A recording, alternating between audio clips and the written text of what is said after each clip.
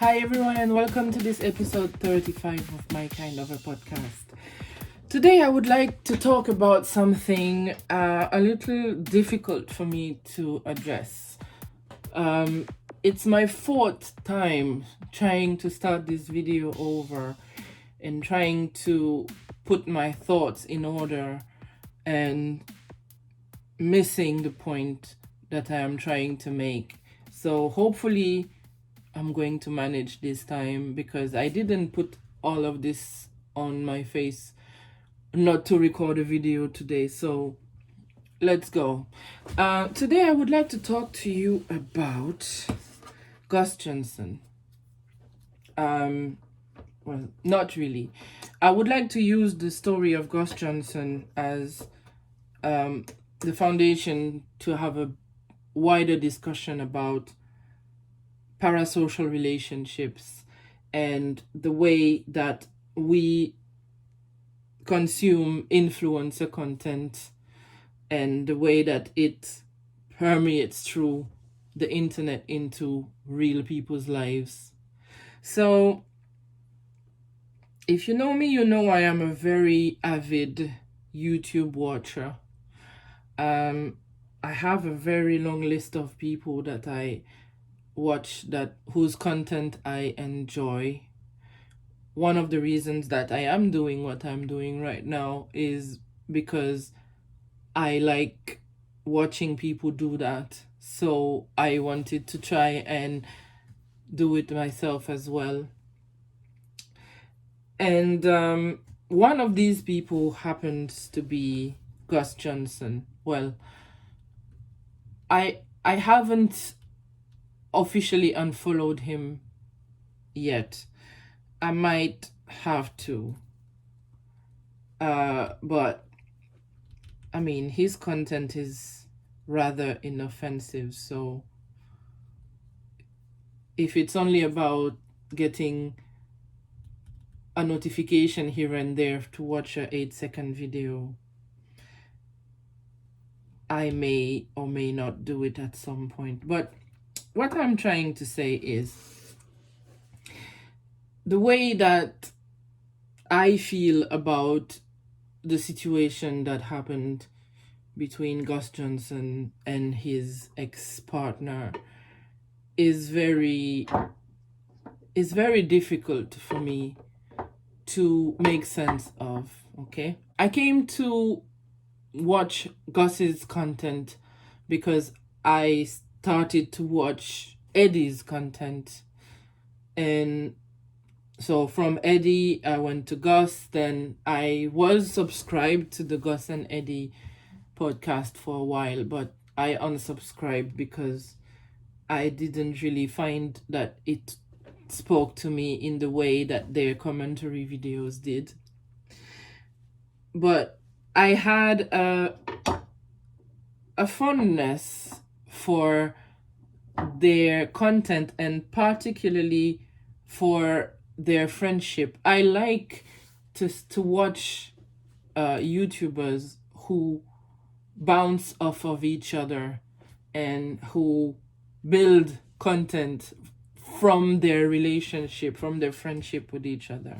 That was, for me, what drew me to Gus and Eddie.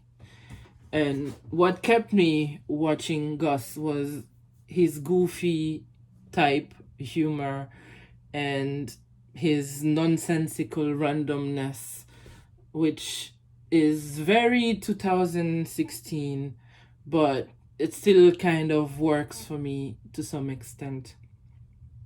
And then I watched the video that his ex-partner, Sabrina, posted about her ectopic pregnancy.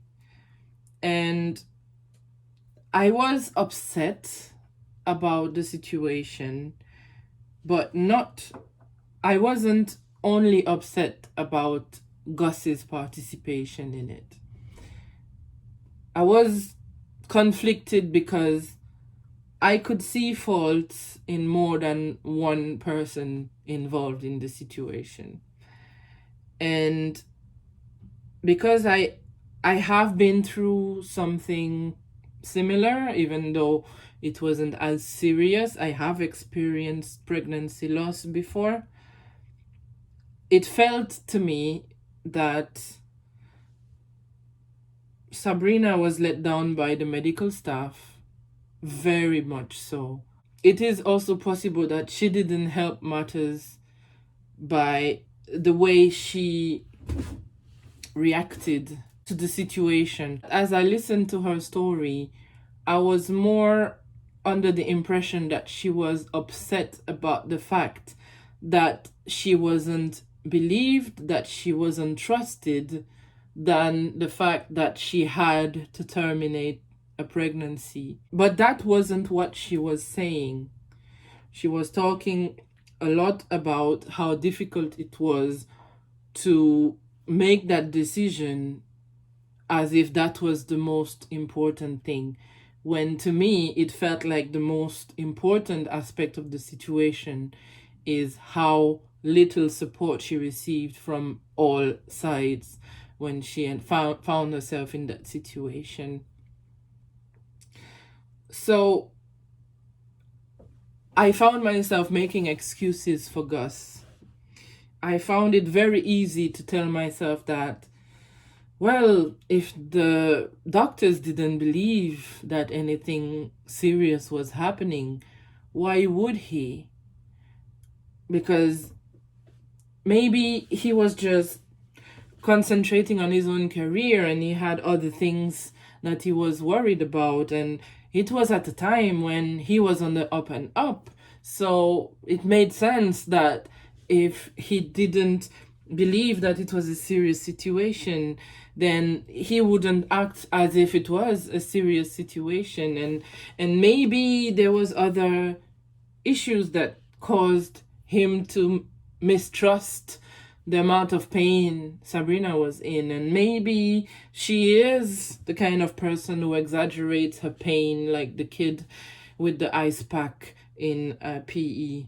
So, and then it bothered me that I had those thoughts. It bothered me that it was so easy for me to find excuses to Gus's behavior simply because I wanted to continue being able to like him. Because he never did anything to me. And it bothered me that people on Twitter, on Twitch, on YouTube, on Instagram were hounding his friends and his collaborators to ask them to make a stand and unfollow him, or remove the videos that they did together, or make a statement on how they felt. And I was thinking, why do we care so much about something that was happening in private between two people? And that was years ago, and it bothered me that I felt that way, because I realized that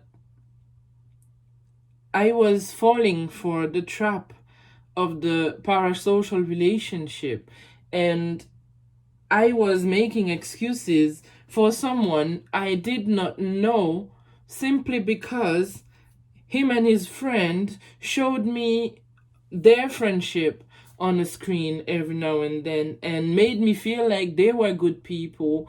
And now I have to let go of a person I never really did have in the first place.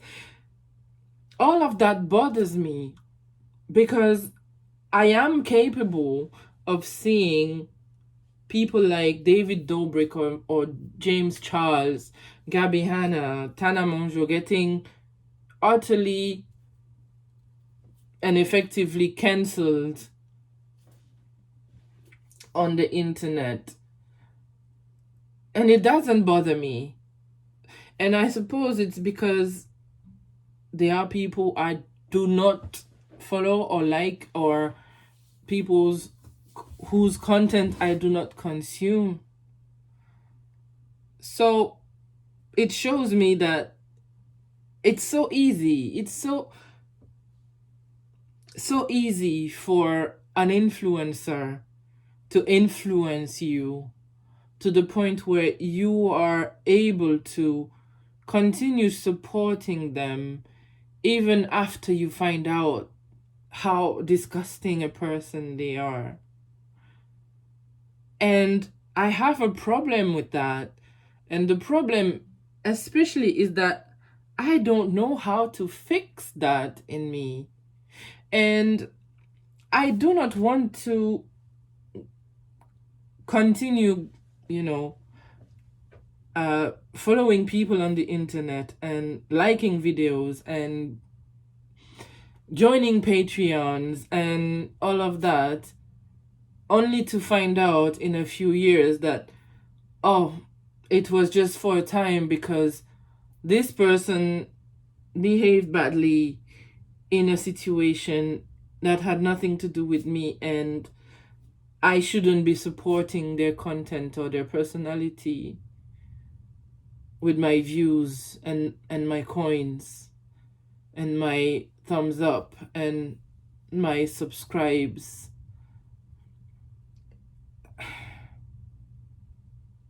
I don't know how to reconcile liking someone's content but disliking their behavior or their personality or the perceived bad personality I receive of them through an event like what happened with Gus and Sabrina.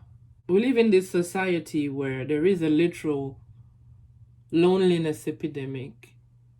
It's hard, even outside of the current pandemic situation, to make and keep friends because people are so isolated. And somehow parasocial relationships are becoming so much more important than they should be, only because these are things we do not have in our personal lives. So I would like to find a way to cure myself, to heal from these non-friendships, these non-relationships with bad people. And I don't know how. There are so many personalities that I like online and who have disappointed me. And most of the time, it happens quickly. It happens early. So it's easy to step away from them and never look back again. But some other times, it's very hard when you find out that someone that you really liked, someone that you looked up to, someone that you admired, someone that you wanted to be like, does something that disappoints you. So